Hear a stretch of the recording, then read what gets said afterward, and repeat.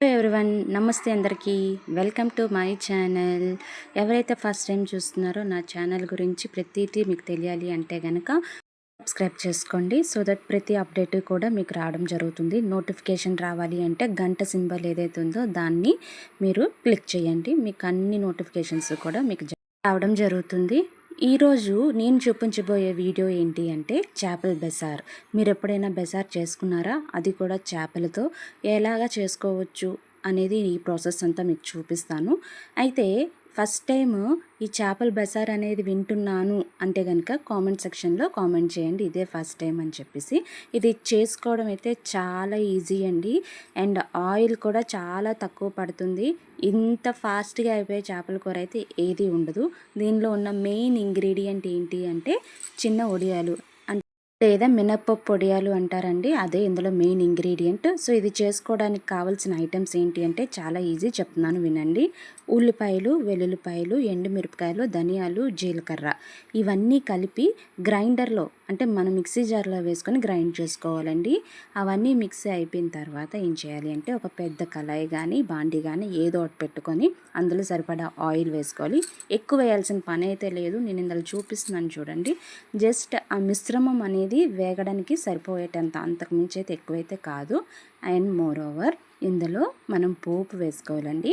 ఆవాలు, జీలకర్ర, ఎండుమిరపకాయలు, కరివేపాకు పోపు వేసుకున్న తర్వాత ఆ పోపు జస్ట్ సార్ట్ అయిన తర్వాత మనకి కావాల్సింది ఏంటి, ఆ మిశ్రమం ఏదైతే ఉందో అందులో వేసేసి ఫ్రై చేసేసుకోవడమే. ఇది యాక్చువల్గా ఎగ్జామ్స్ టైంలో జరుగుతున్న వీడియో అండి. నేను అప్లోడ్ చేస్తాను అనుకొని డిలీట్ చేసేసాను. నాకు తెలిసిన ఒక పర్సన్ మామయ్య కొడుకేమో, అక్క ఇవన్నీ ఉంటాయి, ఏం భయపడకు, గూగుల్లోకి వెళ్ళి ఆ ఫొటోస్లో నుంచి నువ్వు తీసుకోవచ్చు, డిలీట్ అయిపోయిన ఐటమ్స్ కూడా అని అన్నాడు. సో నేను రీస్టోర్ చేసుకొని ఈరోజు మీకు ఇది పంపించడం అయితే జరుగుతుందండి. సో ఇదంతా కలిపి ఆయిల్లో వేయించిన తర్వాత ఫస్ట్ ఇది ఫుల్గా డీప్ ఫ్రై అయిపోవాలంటే కాదండి, చాలా చక్కగా కొంచెం కొంచెంగా ఫ్రై చేసుకుంటే చాలు, ఎక్కువైతే అవసరం లేదు. ఈ ముద్ద ఏదైతే మనం ఆల్రెడీ గ్రైండర్ చేసుకున్నామో ఇది ఇందులో వేసుకొని జస్ట్ అలా ఫ్రై చేసుకున్న తర్వాత మీడియం హీట్ చాలండి, హీట్ అయితే అవసరం లేదు. ఇవన్నీ అయిందా, ఇలా చేస్తున్నప్పుడు మన చేప ముక్కలు ఏవైతే ఉన్నాయో జస్ట్ అలా ప్లేస్ చేసుకొని కుక్ చేసుకోవడం మాత్రమే. పైన ఈ వడియాలు అన్నాను కదా, చిన్న వడియాలు లేదు అంటే మినప్పొడియాలు, అవి పైన వేసేసుకోవచ్చు. ఇంతకుమించి వేయాల్సిన పని లేదు. మీరు మళ్ళీ గుర్తుపెట్టుకోండి, నేను ఎక్కడ కూడా ఉప్పు వేయలేదు. ఓకే, ఉప్పు వేస్తే అందుకని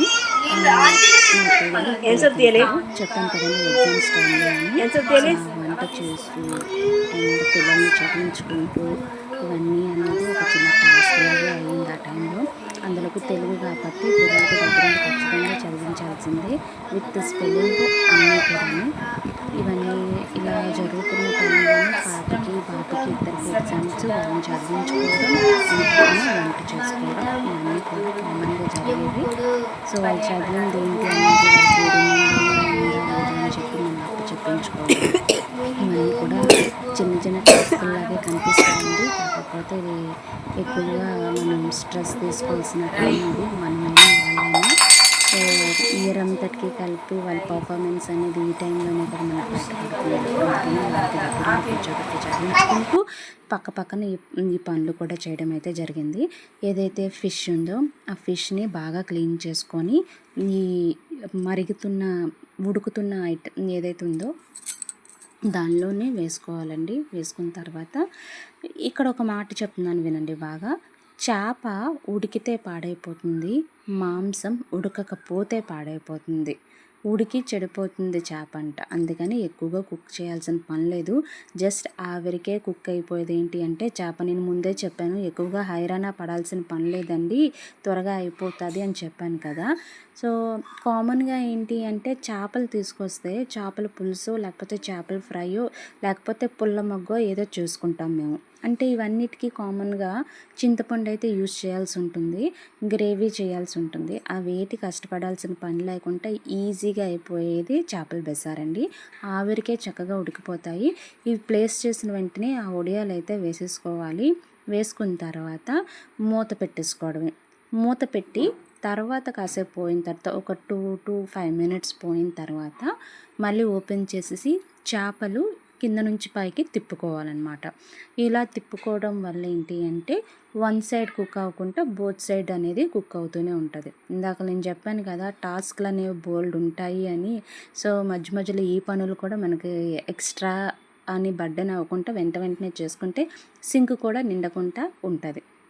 సో ఫిష్ అనేది నేను చాలా జాగ్రత్తగా తిప్పుతున్నాను. మరి మీరు కూడా అందరూ అలాగే తిప్పుతారని నేను అనుకుంటున్నాను. లేదు అంటే అవి విరిగిపోతాయి త్వరగా. అందుకోసమని చాలా మనం జాగ్రత్తగా అయితే చూసుకోవాలి. అలా జస్ట్ తిప్పిన తర్వాత రెండో వైపుకి కూడా కుక్ అయిపోతుంది. సరిపడా అంత వాటర్ వేసుకోవాలి. వాటర్ వేసుకున్న తర్వాత ఉప్పు వేసుకోవచ్చా అంటే అప్పుడే కాదు, తర్వాత ఉప్పు వేసుకోవాలి.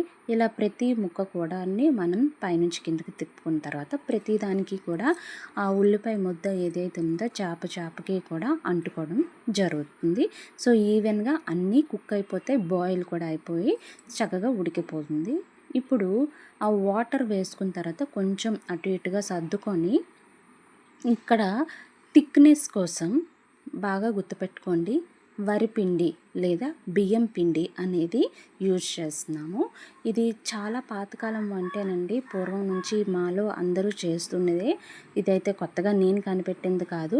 అయితే నాకు ఇది ముందు తెలియదు. పెళ్ళి అవ్వక ముందైతే నాకు ఈ చేపల బజార్ ఒకటి ఉంటుంది, ఇలా చెయ్యాలి అనేది అయితే నాకైతే తెలియదు.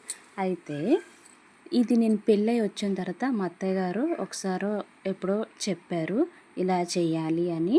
సో అప్పటి నుంచి ఇలా మొదలుపెట్టాను. ఇది దీనివల్ల ఏంటంటే ఫ్యాట్ ఎక్కువ రాదు. బికాజ్ ఆయిల్ యాజ్ యూజువల్గానే వేసుకున్నాను. మసాలాస్ ఉండవు, పులుపు ఎక్కువ ఉండదు. పులుపు ఉంటే ఒక్కొక్కరికి కాలు నొప్పులు వస్తున్నాయని చెప్పి, లేదా ఇండైజెషన్గా ఉంది, అజీర్తిగా ఉంది అని ఇలా ఫీల్ అవుతుంటారు. ఇలా తీసుకోవడం వల్ల చాలా ఫ్రీగా డైజెషన్ అయిపోతుంది, త్వరగా వంట కూడా అయిపోతుంది, ఎక్కువగా ఐరన్ కూడా పడక్కర్లేదు. సో ఏదైతే ఈ వాటర్లో వరిపిండి అనేది నేను దారిపెట్టుకుంటున్నానో ఆ టైంలో మాత్రమే సాల్ట్ అనేది వేసుకున్నానండి. సో దట్ చిన్న వడియాలు అన్నాను కదా, ఆ వడియాలు అనేవి నీట్గా ఈజీగా కుక్ అయిపోతాయి. ఒకవేళ ఉప్పు వేస్తే కనుక అది ఉడకదనే ఉద్దేశంతో వేయొద్దు అని చెప్పారు. సో నేను అదే ఫాలో అయిపోతున్నాను ప్రతిసారి కూడా. అండ్ ఈ టైంలో ఉప్పు వేస్తే అక్కడక్కడ ఉండిపోతుంది, మీరు జాగ్రత్తగా చూసుకోండి. ఇన్ కేస్ కావాలి అంటే ఈ వాటర్లో మనం వరిపిండి దారిపెట్టాం కదా, అందులోనైనా కలిపేసి మీరు వేసేసుకోవచ్చు. అంతకు మించి ఇంకా చేయాల్సిన పని హైరాన్ అయితే ఏమీ లేదండి. సో చేపలు బాగా వాష్ చేసుకున్నామా వెంటనే పొయ్యి ఎక్కించి కుక్ చేస్తామా అన్నట్టే ఉంటుంది తప్ప ఎక్కువ కష్టపడాల్సిన పని అయితే లేదు. నేనైతే ఈ వీడియో అంతా పోయిందని చాలా బాధపడ్డాను. కాకపోతే మా మామయ్య కొడుకుతో ఒకసారి ఎప్పుడో ఈ డిస్కషన్ చేస్తే ఇలా ఉంటాయి అక్క 1 మంత్ వరకు పర్వాలేదు, అప్ టు 30 days, సో ఒకసారి నువ్వు వెళ్ళి రీస్టోర్ చేసుకో అని చెప్పడంతో ఈ వీడియో క్లిప్పింగ్స్ అన్నీ కూడా మళ్ళీ నాకు దొరకడంతో ఈరోజు మీకు ఈ వీడియో అనేది పోస్ట్ చేస్తున్నాను. చూసారా చేప ఎంత నీట్గా తీస్తున్నా కూడా ఒక్కసారి గరిటె తగిలి అది విరిగిపోవడం జరిగింది. అందుకోసం చాలా స్మూత్గా డీల్ చేయాలి. చిన్న బేబీస్తో ఎలా డీల్ చేస్తామో. ఇప్పుడు వరకు ఎవరైతే వాచ్ చేశారో ప్రతి ఒక్కరికి థ్యాంక్ యూ సో మచ్. ఒక్క లైక్ ఇవ్వండి నచ్చితే, అండ్ సబ్స్క్రైబ్ చేసుకోండి. టాటా.